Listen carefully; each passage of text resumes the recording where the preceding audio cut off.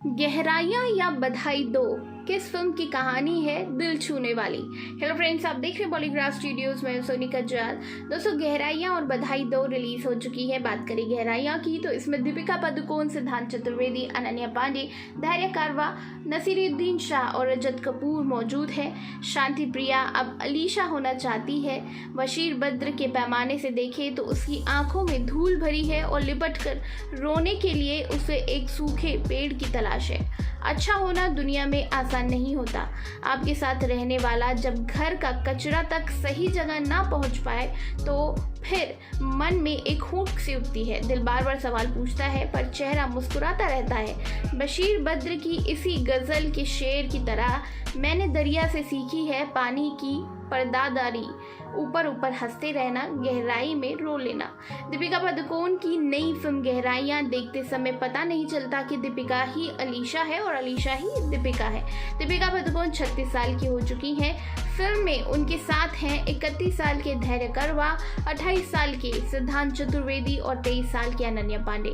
दो जोड़ों की प्रेम कहानियों की किसी चौराहे पर आकर मिल जाने की कहानियां लव ट्रायंगल नहीं होती। ये वो कहानियां हैं जिनमें त्रिकोण से ज्यादा कोण होते हैं।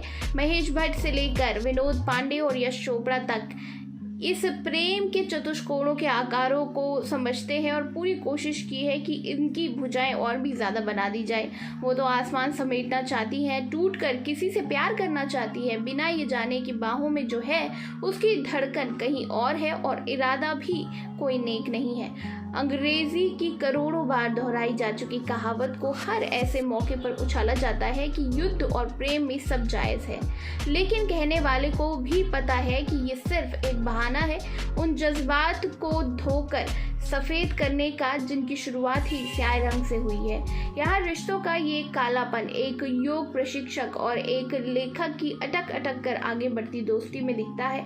दोनों साथ रहते हैं तो प्रेमी भी हुए, लेकिन प्रेम छोड़कर वो सब कुछ साझा करते हैं। वैसे समझ में ये नहीं आता कि योग प्रशिक्षक अपने ऐप का प्रेजेंटेशन देने खुद क्यों नहीं चली जाती। उसके साथ तो कोई टेक का बंदा होना चाहिए। वही शकुन बत्रा की फिल्म में तो कुछ भी होता है और वो हिंदी में बात करने से भी बचते हैं और इंटरव्यू भी देने से बचते हैं। वो खुद मानते हैं कि गहराइयाँ का उनका जो विचार था वो 10 साल पुराना था। 10 साल में मनोरंजन दुनिया बहुत ज़्यादा बदल चुकी है, दर्शकों की सोच बदल गई है और यही वजह है कि गहराइयाँ जैसी फिल्में देश के सबसे बड़े औद्योगिक समूह की फिल्म कंपनी भी थिएटर में रिलीज कर पाने की हिम्मत नहीं जुटा पाती। यहाँ तक कि अपने खुद के ऐप पर इसे रिलीज करने से डर लगता है, लेकिन डर अलीशा को नहीं लगता। उसने बचपन से दुनिया के असली रंग देखे हैं, रिश्तेदारों के पास अथाह पैसा और अपनी लाचारी देखी है। अपनी चचेरी बहन के बॉयफ्रेंड पर तब लड्डू हो जाती है जब वो उसने अपनी दौलत की नुमाइश पर ले जाता है। अलीशा का किरदार यहीं से कमजोर होना शुरू होता है। उसे इंसान के दिल से पहले उसकी दौलत की झलक दिखाई जाती है। ये पटकथा की बहुत बड़ी कमजोरी है। जैन लालची और स्वार्थी है, ये भी अगले ही सीन में स्पष्ट हो जाता है, लेकिन जैन का अलीशा की पीठ पर किया गया इशारा एक तूफान की शुरुआत है। इसके आगे बहुत कुछ कहानी पर लिखना उन दर्शकों का फिल्म देखने का मजा खराब कर देगा। तो दोस्तों, अगर आपको ऐसी कहानी देखनी है तो आप गहराइयाँ देख सकते हैं। वहीं दोस्तों, बात कर लेते हैं बधाई दो की। राजकुमार राव और भूमि पेडनेकर स्टारर फिल्म बधाई दो सिनेमा घरों में रिलीज हो चुकी है। फिल्म बेहद जरूरी विषय पर बनाई गई है जो कि समाज में आम टॉपिक नहीं है। इस फिल्म की कहानी LGBT कम्युनिटी से जुड़ी हुई है।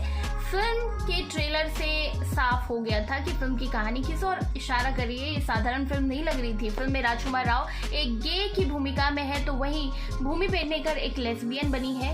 ऐसा पहली बार हुआ है जब मेन स्ट्रीम एक्टर्स ने ऐसे किरदारों को चुना है। हालांकि इससे पहले वानी कपूर भी फिल्म चंडीगढ़ करे आशिकी में बोल्डनेस दिखा चुकी है, लेकिन बधाई दो फिल्म में दो मेन किरदार, वो भी बड़ी स्टार कास्ट इस तरह का किरदार निभा रही है, जो कि अलग बात है। फिल्म में दिखाया गया है कि इन लोगों के जीवन में कैसी चुनौती और मुश्किलें आती है। ऐसे में इस समुदाय के लोगों और परिवारों को एक नया दृष्टिकोण देने का प्रयास भी किया गया है। इससे पहले मिलते जुलते टाइटल बधाई दो में आयुष्मान खुराना थे।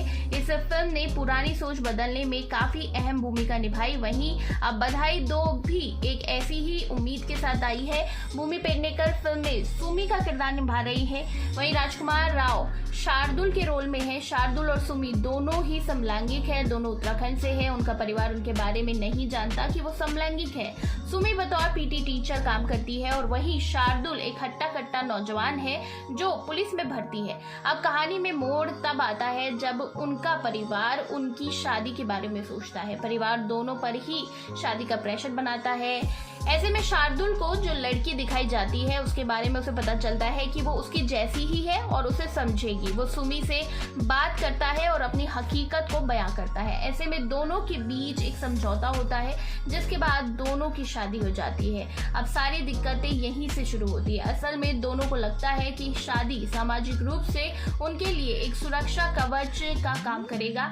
वहीं उन्हें मान्यता मिलेगी और दोनों के बीच एडजस्टमेंट और अंडरस्टैंडिंग भी होगी।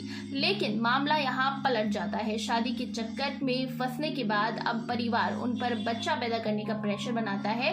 अब ये दोनों मिलकर कैसे सुलझाएंगे ये परेशानी? क्या शार्दुल और सुमी की हकीकत सबके सामने आ जाएगी? क्या सब साफ होने के बाद परिवार उन्हें उस रूप में स्वीकार करेगा? ये जानना बहुत ज्यादा इंटरेस्टिंग है। तो दोस्तों, दोनों फिल्मों की कहानियां हमने आपको बता दी है। अब आप किसे प्रेफर करेंगे? दोनों देख लिए तो बताइए कैसी लगी और नीचे कमेंट सेक्शन में लिखिए किसकी बारे में जानना चाहते हैं। इसी तरह के दूसरे अपडेट्स के लिए सब्सक्राइब करिएगा हमारे चैनल पॉलीग्राफ स्टूडियोज को।